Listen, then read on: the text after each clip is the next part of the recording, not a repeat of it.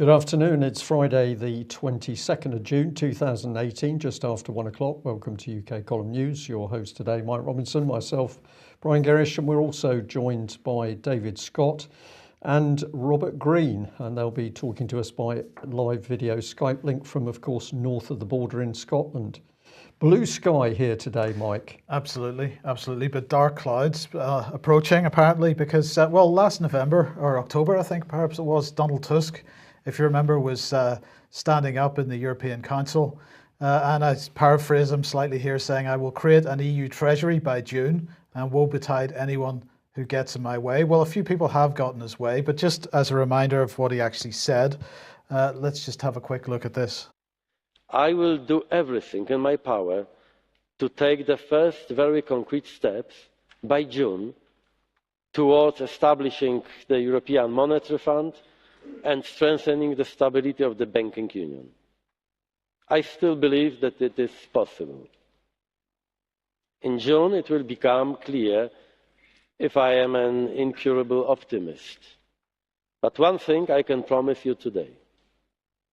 If we don't reach agreement by June, I will say precisely why it wasn't possible and who is responsible.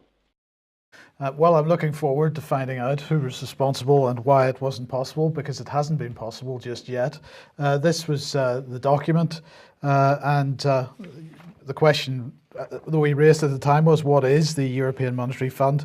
That's still slightly to be decided, but for example, Wolfgang Schäuble, no longer German finance minister, but he said that a European Monetary Fund should be an Uber IMF, combining financial firepower and expertise in designing reform programs and taking over budgetary oversight of all EU countries from the European Commission. For others, like Spanish Finance Minister Luis de Guindos, the European Monetary Fund would be something more akin to European Treasury. So that is the European Treasury is more the model that Jean-Claude Juncker has as well.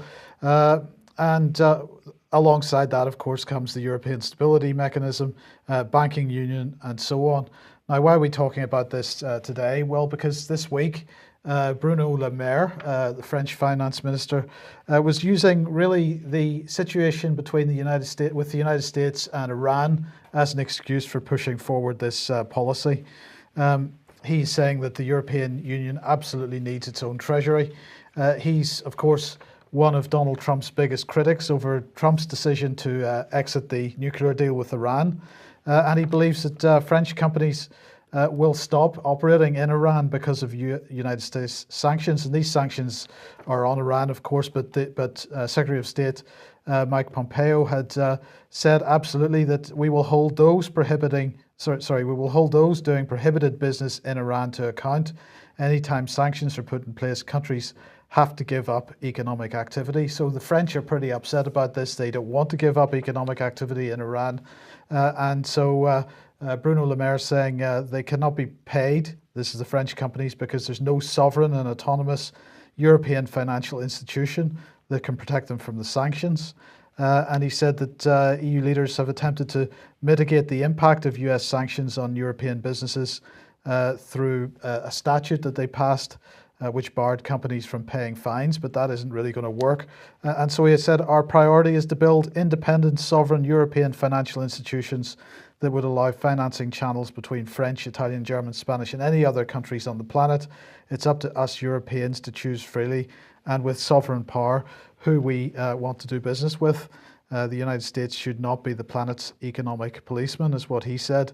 Now, a bit ironic that the EU should talk about sovereign power at all, but there you go, that's what he said. But the point here is that, of course, this is something that David Ellis has been discussing quite a lot over the last couple of years, because it is all linked with European military union.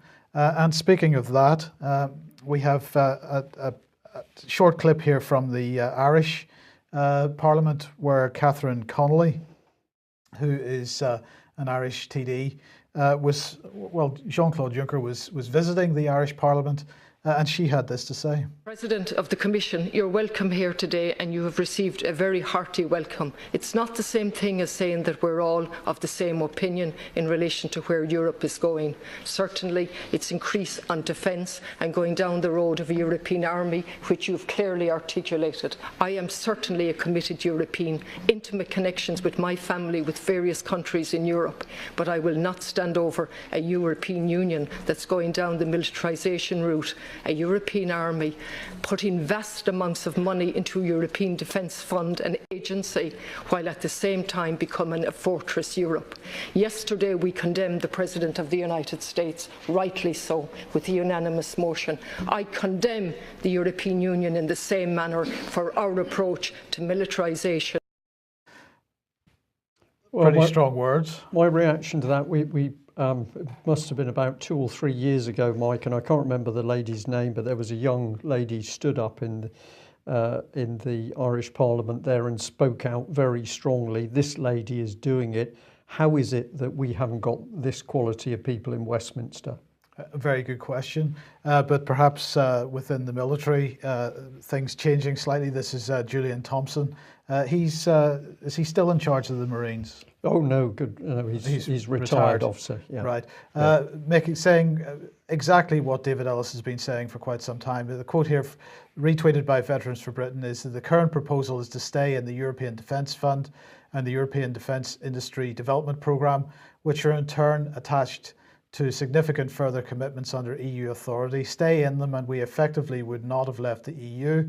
It's not in the UK's interest to weld itself institutionally to this security ERM, that's exchange rate mechanism. He's drawing parallels with that. We should cooperate, not integrate with our European partners, and NATO provides us with the means to do that. But clearly NATO's policy in this area is that in fact European nations should amalgamate their defence efforts within the NATO structure, yes, but they are a bloc as opposed to individual member states. So we seem to be seeing some movement here.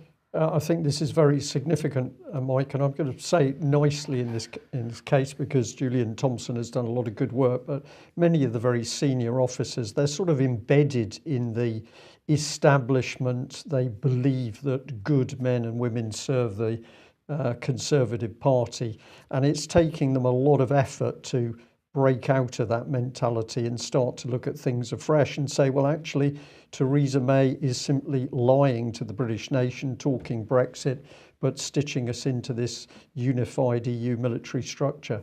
But at least this man's moving in the right direction. Yes, and in the meantime, The Sun has this headline: Theresa May sparks fury by refusing to confirm if Britain will remain a Tier 1 defence power. And of course, this is part of what we've been saying for quite some time, because the military in this country being hollowed out from the inside, and is it possible to be a Tier 1 defence power if in fact what you're doing is joining EU military structures? But anyway, The Sun is saying that the Prime Minister clashed with Defence Secretary Gavin Williamson after querying if Britain should be leading the way in defence spending. She sparked horror across the forces when she refused to confirm Britain will remain a top-tier nation for defence. It emerged that the Prime Minister has clashed with her Defence Secretary by questioning the need, as I say. The term means having a full spectrum of capabilities, from nuclear weapons and aircraft carriers to submarines and special forces. But pressed by The Sun to reassure worried generals, the Prime Minister refused to repeat the all-important term Tier 1. Instead, she would only say, the reports that you have read are not correct. We will continue to be a leading defence nation. So she wouldn't use the term, which has a definition. She wanted to use some woolly term instead. But you have a feeling what that effectively means? Well, I am pretty confident on this. If you want to be a Tier 1 military power, you've got to have nuclear weapons and you've got to have the means of delivering them. What we know is that in these very devious Franco-British Council meetings that took place in the residence of the British ambassador in Paris several years ago, part of that debate was combining our nuclear deterrent with the French. And what we've actually seen since those meetings is that all the movement is in place to hand our nuclear deterrent over to the French. So I think Theresa May is hedging her bets here because she knows that that is still the desired European policy. They want the French to be in control of the nuclear deterrent as the Central European nuclear power. Okay, well, let's say welcome to David and Robert here. David, does the idea of an EU treasury give you a warm feeling? I'm very interested in this concept of independence and sovereignty in matters financial. Now, I was looking at the debt figures and balance sheet figures for some of the banks. Deutsche Bank has a balance sheet of 45% of the German economy. And to put that into context, you compare it to Bank of America at 12%.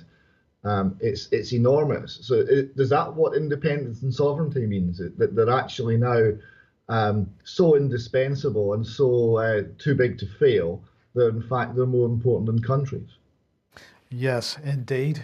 Well, yesterday, let's move on. Yesterday we mentioned that Professor Brian Jarman, Sir Brian Jarman on the BBC Radio 4 Today programme, he has followed that up with an article in the Daily Mail today, and just a couple of interesting quotes from that. He's saying more or less the same in general terms as yesterday, but he said the third step is for the NHS hierarchy and the Department of Health to publicise any association or connection with the secretive organisation Common Purpose, which, as this paper has revealed in the past, that's the Daily Mail, is a not-for-profit charity that provides leadership training for public sector managers.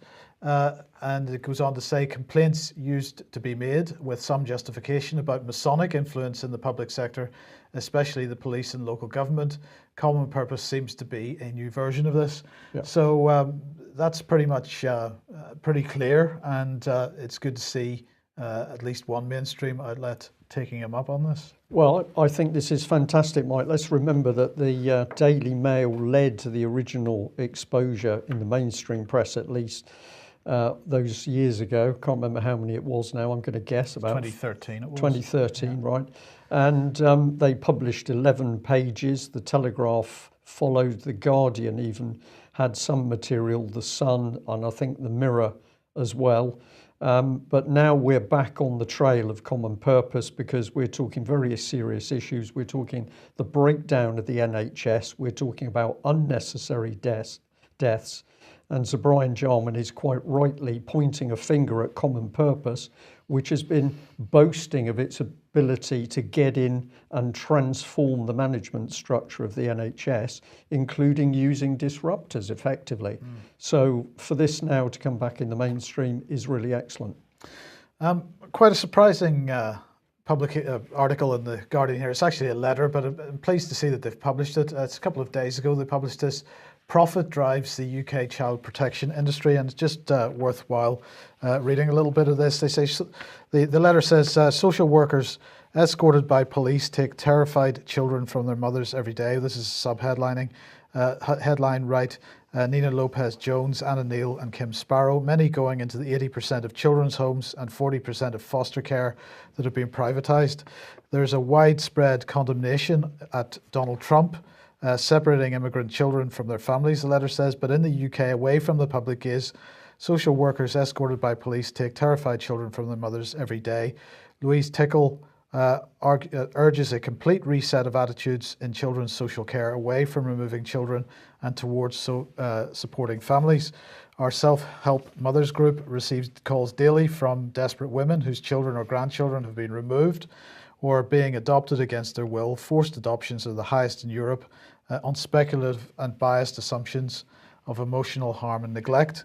In a recent ruling, Judge Mostyn was scathing about 44 witness statement by a Carmarthenshire social worker, a 44-page witness statement by a Carmarthenshire social worker, very long in rhetoric, but very short in deed, and any concrete examples of where and how the mother's judgment had been deficient.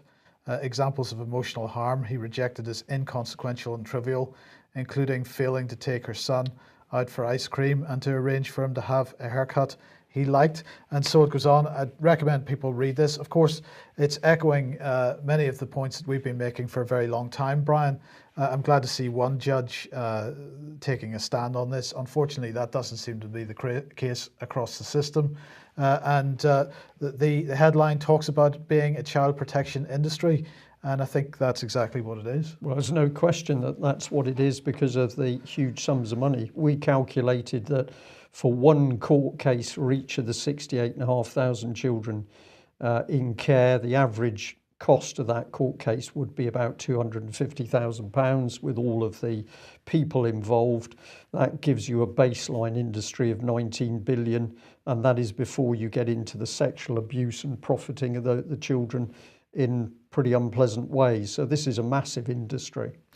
David, Robert, it's pleasing to see this type of thing appearing in the mainstream media, but although they've published a letter, there's still no proper investigative work being done in this area.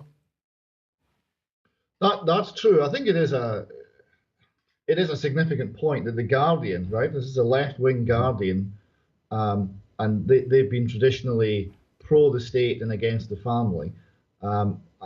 Such is the stench coming from the system now that they're having to at least publish a letter. I think it's a very significant point. It read like a UK column article, and well, more power to the writers of that. The idea of trivial cases being justified as reasons for removing children we're very well aware of, and we're seeing the risk of future emotional harm, the risk of future emotional harm being used to justify coercive state intervention in family life now. So this is really just the imagination of the official. It's nothing else. Yes, I think it's important to point out that one of the key issues here is the secrecy element, in that when judges or social workers or police make false allegations against children, give false evidence, there's a gagging order usually placed by the judge on usually the mother, not always the mother, but usually the mother, that if they speak out about this quite obvious perversion of the course of justice, they will be thrown into prison. I have just written to Baroness Hale, the head of the Supreme Court, to ask if there is a defence if the gagging of, if there's an order to gag a witness, if that witness acts in circumstances of duress of circumstances, for example, to protect the lives of children or protect children from sexual abuse, then would that be a justifiable defence in certain circumstances, in Baroness Hale's opinion? I've only just written to her, but obviously it would be very interesting to get her reply, because if somebody stands up against these gagging orders that actually obviously only help to pervert the course of justice, that will be a great step forward. Some people need to have the guts to do it. Maybe somebody in the media will have the guts to do it. But this secrecy and silencing of witnesses has to come to an end in the family division. Couldn't agree. Sorry, I couldn't agree more there, Robert. This is the star chamber, the gulag system of the family courts. Let's move, staying within the subject, but move on to Melanie Shaw, because we have some news about Melanie. Really just putting this on screen so that people can see her photograph if you haven't seen her. This was taken quite a few years ago, and I have to say that Melanie's prison time has really taken a toll on her. Of course, Theresa May we have to bring into the frame because she was Home Secretary at the time Melanie was sentenced. Melanie went through secret court hearings which put her in prison, and it was recently that we were able to say, document is top left. We've shown this more clearly before, but this is the document which says that Melanie should have been released on the 2nd of this month, 2nd of June 2018. She didn't appear. We can now tell you why. We've been informed that Melanie Shaw is now being held in HM prison style on remand, and that the remand status is based on serious charges following incidents in prison, and a date for a court hearing has yet to be set. This is deeply worrying because Melanie was talking to us in some of the letters that she managed to get out about being harassed and bullied and threatened by prison staff. And so we have little idea what took place around her, but we do know at one stage Melanie was extremely frightened at the actions of particularly some of the male warders. I'll come on back onto that in a minute. But this is the other bit. We also understand that there are indications that the state agenda this time is to get her committed to psychiatric care. So I have to say that we are now extremely worried about Melanie Shaw's position, because of course in the prisons that she's experienced to date, including Peterborough, not only Style but Eastwood Park, Melanie has talked about being followed by sometimes up to 5 warders, men and women.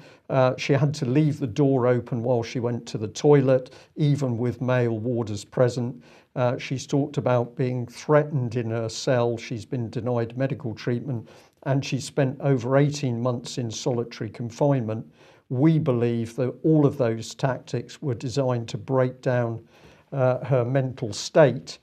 If something has now taken place in prison, we say there should be a full and open inquiry into what has happened around Melanie Shaw. We are very, very concerned that she's going to go back into another secret court case where the public and her lay legal team will be denied access, and probably the press will be denied access.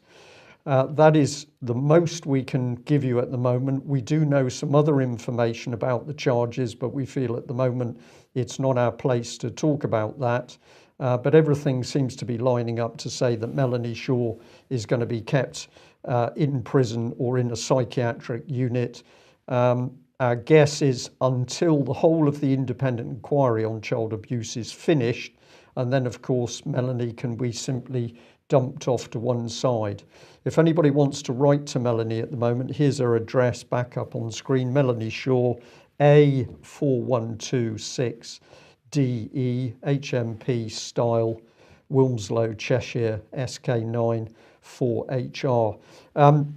David and Robert, no doubt you'll want to respond to this, but it's been clear at the outset that the veracity of Melanie Shaw's evidence about the abuse of children in Beechwood Children's Home, Nottingham, and she has always maintained children were murdered there. The British state is desperate to silence this woman. Yes, that's absolutely correct. If I may make another suggestion to people watching, I would contact Amnesty International. I've tried to contact them on a number of occasions in the past, and they really don't respond to my concerns about the human rights breaches, the violations against Melanie Shaw. It seems that Amnesty International are only interested in violations that do not involve the British government. That is not good enough. They're there to represent everybody in any country of the world. So I would urge readers, I don't think you'll get necessarily too far with the prison, although it does help a lot if people write in. I'm not deterring any or trying to deter anyone from writing to HMP Style. I've done it several times myself. But I think a massive attempt of involving Amnesty International would be very useful and would certainly put a goal of pressure on the British government. And that pressure needs to be applied as quickly as possible. Okay, Robert, thank you very much for that. I'll say some people are asking in the chat box about Melanie's legal team. This is one of the great problems that we've had, is that when Melanie sacked her legal team in court because they were simply not representing and not protecting her, not taking her instructions, the judge simply appointed another team. So Melanie at the moment is represented by a law firm she did not want, and the judges has kept the lay legal help out of prison. The lay legal help that Melanie does want, the judges kept them out of prison. So this is where we see judges running star chambers, because this is out of sight of the public, and basically we've got procedures which the judge is creating as they go along. So raising money for a legal team doesn't help at the moment, because we can't get legal help alongside Melanie, because the court itself simply decides who's going to represent her. I'll just end on this note. Sorry, David, I can see you're interested in coming in. Just let me finish this one. Somebody highlighted a couple of days ago that Common Purpose was active in Style Prison. This is part of Common Purpose Facebook page where they're boasting that one of their coaches is now operating in Style. I find this of great concern, particularly after the worries over Common Purpose operating in the NHS, but we're waiting for more information. David. Well, I was just to say, it is the Gulag state. That's the Gulag Archipelago is the book to read to see how this is done. It's exactly the same tactics, and it's heartening to see so many people in Britain waking up to this. A lot of the protests regarding Tommy Robinson have been recognising that Melanie Shaw and Melanie Shaw's story is at least of equal, if not greater, significance. It's all part of the same picture of official cover-up and of the use of the criminal justice system to target people who have the courage to speak out. So there are more and more people becoming aware of Melanie Shaw and of the significance of her story and her case. Thank you, David. Now, the question is what to do about it. Well, look, something that we thought would be a useful thing to do. We spoke with Ned Pamphilon, the fantastic artist, and to see what we could do. And we decided we would produce some postcards, and these are now available on the UK Column shop, and depending on how many you buy, of course, depends on the cost. But look, what we would like people to do, if you're willing to do it, is to get hold of a pack of 5 or a pack of 10 or whatever. There's space on the back, as is normal with a postcard, to put a message on. Get postcards about Melanie Shaw to your MPs, to your councillors, to Amnesty International, to the mainstream media, to whoever that you think should receive it, with a personalised message on it. I mean, we're not going to suggest what you should write on it, other than to say that it be. It's more powerful if it's a reasonable, focused comment. Right, and of course, because it's a postcard and your message is clearly on the back, then people that are working for the post office get to see it, so it helps spread the word, and I think it would be a pretty powerful statement to make. We've also produced one for anybody that wants to campaign on the situation with city trees being chopped down around about the country. Those are the first 2. If there's any interest in actually using these for actually campaigning, then we'll do some more.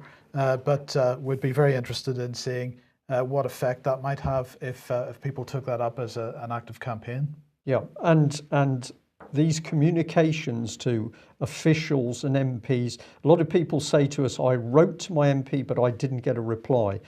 This is often the case, but don't assume that because that happened, your letter didn't make an impact. The letters make an impact and can actually achieve a great deal, as can emails, but it needs the volume of members of the public, particularly within each constituency. If several thousand people in a constituency are going for the local MP, you can be sure that MP is paying attention, because they know what's coming next. Is they're going to lose their seat.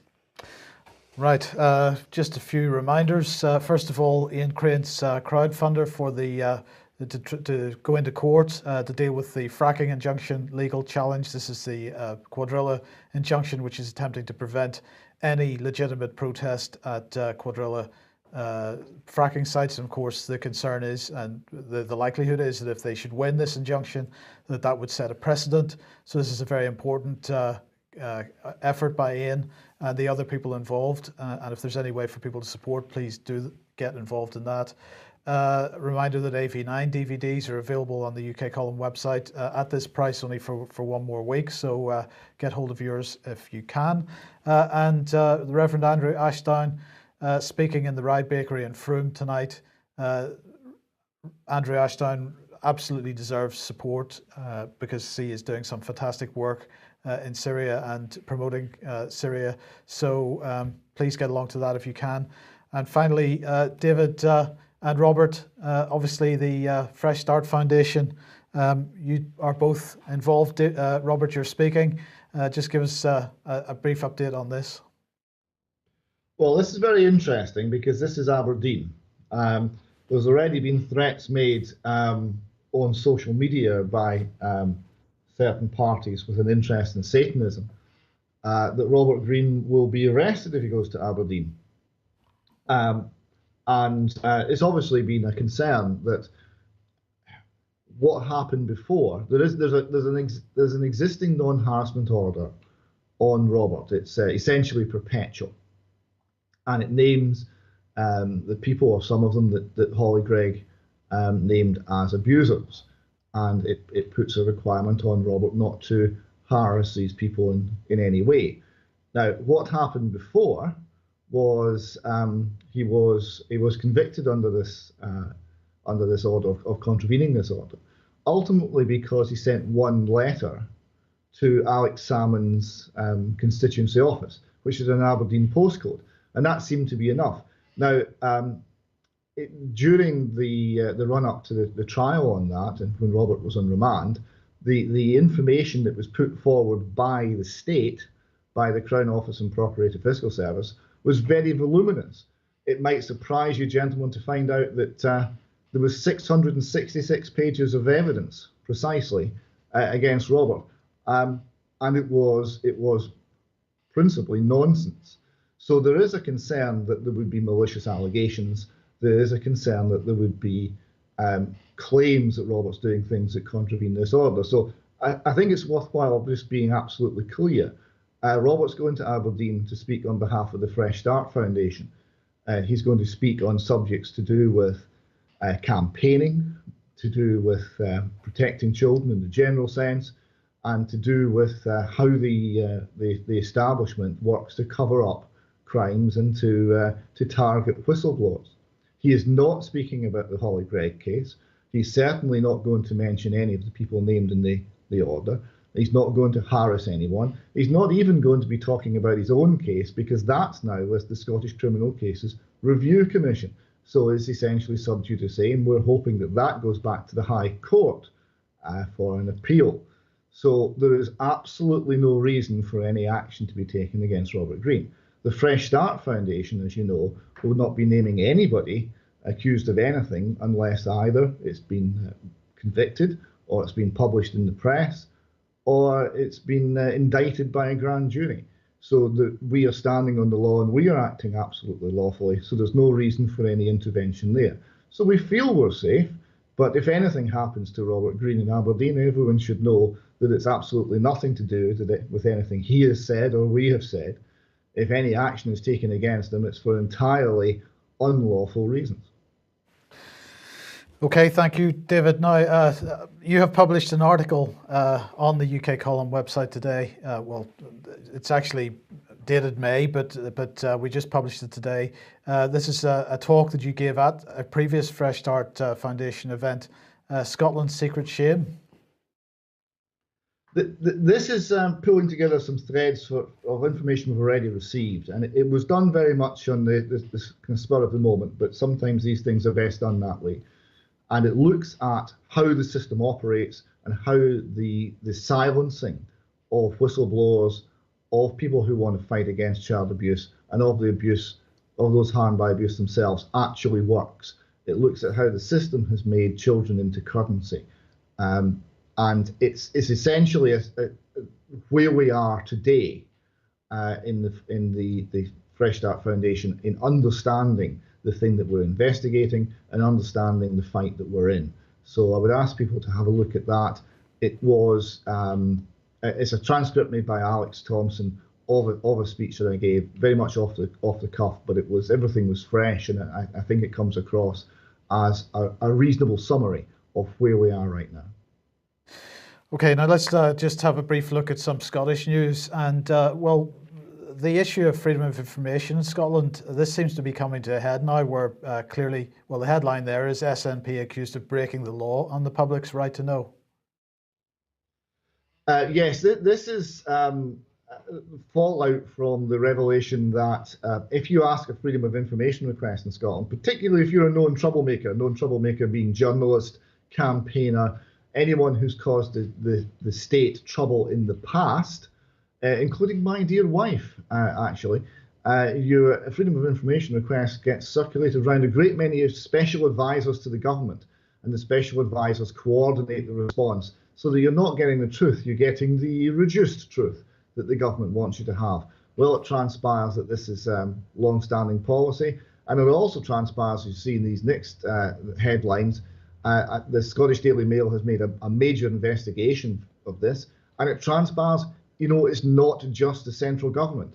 It is in fact the Quangos, and it is in fact the Scottish local governments who are doing exactly the same thing. So there is a concentration of effort by the state to prevent the Freedom of Information Act operating as it's intended, and to prevent the public knowing what has been done to them and in their name. David, I'll just add to that as a reminder, really, for our audience, that of course it was this political charity, Common Purpose, that was actually working with local authorities, compiling a blacklist of people who dared to contact their local city council or local authority to ask how much they'd spent on Common Purpose. So Common Purpose broke the laws under freedom of information in that it was collecting data. They were sort of censured for doing so, but nevertheless, they were so desperate to keep their finances secret that they compiled a blacklist by collaborating with the freedom of information teams in local authorities. And some of the letters that are posted on cpexposed.com refer to this and show this sort of rather chummy relationship between the charity and the FOI team in the local authorities. So this is something which hasn't just cropped up in Scotland. It's been going on for many years, and it's clearly it's a designed system. Yes, we should remember that the greatest regret that Tony Blair ever had was the Freedom of Information Act. And that tells you all you need to know. Robert, what's your experience of freedom of information in Scotland and in the UK in general, actually?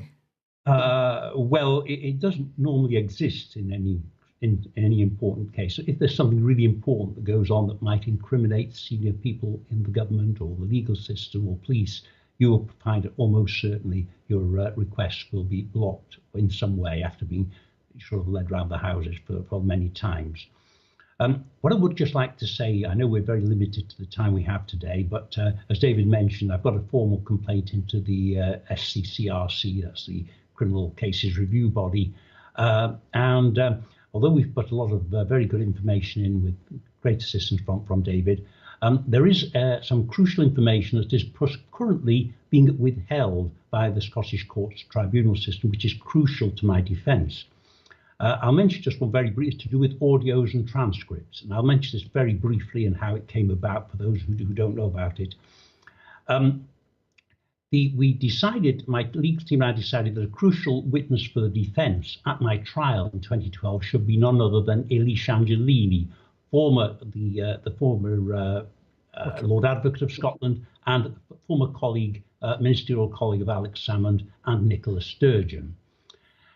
When she was cited by my QC, Andy Lamb, she refused to attend on oath, to speak on oath in court. And the judge, the sole judge, I was denied a jury, Sheriff Principal Edward Bowen, then proceeded to agree with Angelini and allow her not to appear as a witness for me, even though it would have been of great strength. One of my legal advisors earlier had said that Elise Angelini, if called, would not have to answer questions that might incriminate her. There was a previous QC called Gary Allen, I subsequently sacked for not taking my instructions, but he made the remarkable revelation about this, about she didn't need to answer questions in case she incriminated herself, which which you could see already meant that he probably felt there was something that would incriminate her. And I thought it would be of great value to have the former Lord Advocate of Scotland in the witness box on oath, refusing questions in open court that might incriminate her. I thought that would help my case enormously. Anyway, Angelini refused to come, and Sheriff Bowen supported that refusal.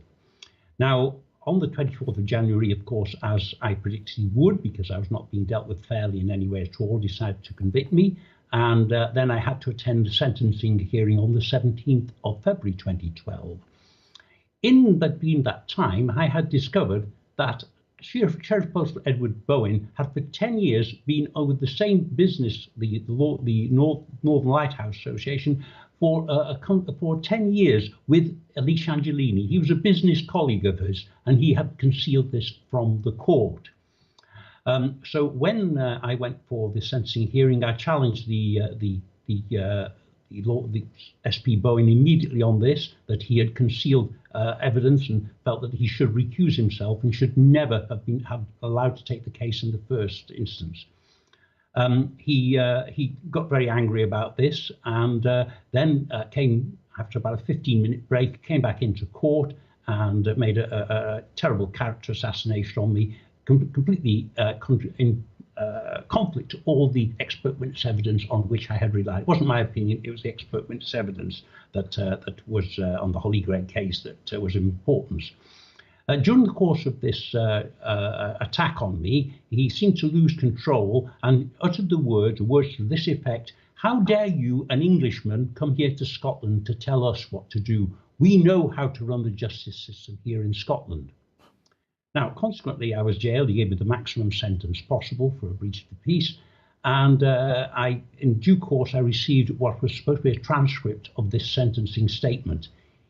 This deleted or omitted from the statement were these two crucial sentences about the how dare you, an Englishman, and we know how to run the justice system here in Scotland.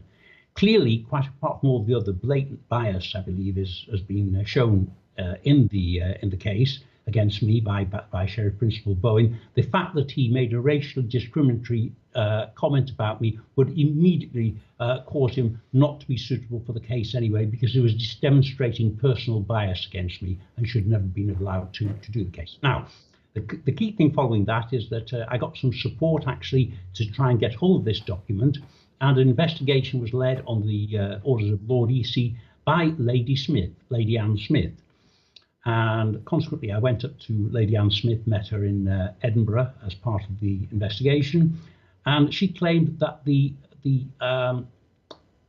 audio of this, and we knew that it was being recorded by audio, so it would be pointless to actually make an allegation about what Bowen had said unless it were true. We would just make complete fools of ourselves. And I asked if I could listen to this. She said, "No, there's nothing on that corresponds with what you've said, Mr. Green." I said, "Well, this was said in open court. I have already got a number of people who are in that court who actually heard what Bowen said. There's no question that he said it. Can I listen to this, please?" And she said, "No, you can't listen to it. You have to take my word for it that it isn't there." So I said, "Well, there's one of two things. Either the tape is faithful to what we heard in the court, and you are refusing to let me listen to it, disclose it, or else it's been tampered with, and I want to know." Anyway, Lady Smith was adamant that nothing could happen. I contacted my MPs, and they too, both my previous MP, who was David Mowat, the Conservative former Health Minister, and my current MP, the Labour gentleman Faisal Rashid, have both written to Lady Smith for a copy of the tape. She has refused both of my MPs as well as myself. And now this particular audio is actually crucial to my appeal to the application to appeal to the SCCRC, because that by itself would exonerate me completely, quite apart from all the other very, very contentious issues in the case. So it's very important we get this, and I do not think that a review can adequately take place until we have a copy of that particular audio. It's absolutely crucial, and Lady Smith has no right to keep this from us. The Scottish Courts Tribunal system should also have a copy of this, and at the moment they're dragging their feet on this as well. So it's a very important issue, and I'm standing on that. I don't think anything could possibly happen properly until this tape is revealed by Lady Smith. So, Robert, what could actually be done to help that process along? Is there anything that anybody can do to help you achieve that? A little bit difficult to say at the moment. The person, the legal officer who's dealing with this is a lady called Mary Claire Anderson, and she wants to bring it before the board by the 29th of June. Which doesn't give much time, as we've now had about 6 weeks of the Courts Tribunal refusing to hand over the evidence. So I have suggested that it's delayed by another month. Whether that will happen, I don't know. But we're going to be absolutely clear that nothing can really be decided about my fate until that audio is finally produced and examined independently. Robert, thank you. Classic example of secrecy in the state, I would say. Absolutely. Yes. No question about that. That is an example of what David has been talking about before: secrecy, withholding crucial information. We talked about the Freedom of Information Act and so forth. This is an example of the degree in which the Scottish Government, official bodies, will do to suppress information that would be dangerous to certain senior people in the Scottish establishment. And there is absolutely no doubt that a serious crime has been committed by the falsification of solemn court evidence, in my case, at the sentencing hearing. Okay. I think we're just about out of time. Could we squeeze in just one, Mike? Because I think David's very keen to talk about, if we can just, where are we? David, you were just going to give us a little heads up as to what was going to follow the named person scheme. Yes, so this is just a taster, really. The No to Named Person campaign has done serious harm to the named person scheme. One little fact that's been become apparent lately is that the 300 odd well-being indicators that the state was using to assess every child in Scotland, they've disappeared. They're gone from the government website. But there's new, and this is all based on a pseudoscience of early intervention. It was a statement that basically when you're 3 years old, your entire life is mapped out by those early experiences. Therefore, the state must intervene early. This is another Blairism, as early as possible, when the child is a very young infant, or even before it's born, and the state was going to intervene in family life and sort out these problems to make us all better people. Now, this has all disappeared, but a new form of pseudoscience underpinning has raised its head. This is called ACEs, which stand for Adverse Childhood Experiences. So we're going to count your ACEs, and we're going to do something to you accordingly. It's not exactly clear what. So there's a new science being generated. Again, it comes from the United States. And this time we've got Hollywood involved. And there's a film here you see, and this is being produced by James Redford. And it says the resilience, the biology of stress, and the science of hope. So there we've got a science of hope. This is just a bit of a word salad, but the science of hope, which is coming from America, is going to affect how the British state and Scottish state interacts with families and moves against children. Of course, you've got this linked. Sorry, David, you got this linked in here. If I bring this next one up, we can see all sorts of people involved with this. And I've also got one here that I don't think you have seen, but I loved this because it's talking about KPJRF Films. Join our partners and communities worldwide to advocate for the need for a trauma-informed America. I found this very, very dark stuff. And you know where it's going to go in Scotland, because everything is going to be integrated under this massive alliance. And as you pointed out, there were 32 pages of partners. But don't worry, it's an independent organisation. Yes, the Alliance is independent. 2002, I think, is the number of partner organisations it's got in those pages. It's run, the chief executive is Ian Welsh. And Ian Welsh is also the independent chair of the government body looking into GIRFEC, the Getting It Right for Every Child and named person policy. And he's going to make sure that named person works effectively. So that's an independent inquiry right there. So yes, the alliance, we're going to look at this in more detail, because the alliance of these 2,000 organisations across Scotland is one of the factors that's going to mean that all organisations, third sector as well as state, have a common hymn sheet. They're all giving the same story. They're all treating families the same way. It's all state dictated. It's coming from the United States. It's coming from the deep state within Scotland, and it's not been voted for or discussed or wanted by the people and families of Scotland, but it's something that we're going to get anyway. So more on that in weeks and months to come. Okay. Well, thank you very much for joining us. We'll say we're out of time for today. If you've picked up on our report on Melanie Shaw, please help us at least inform other people by tweeting and spreading that information about Melanie.